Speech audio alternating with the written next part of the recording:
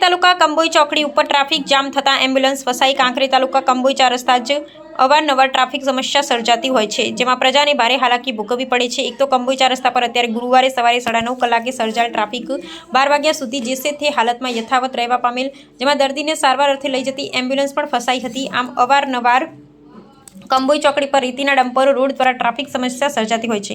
અત્યારે હાલમાં લગ્ન સિઝન હોય સિહોરી પાટણ હાઈવે રોડ પર આવેલ કંબોઈ ચોકડી પાસે હજારો વાહનો ચાલકો અટવાયા હતા।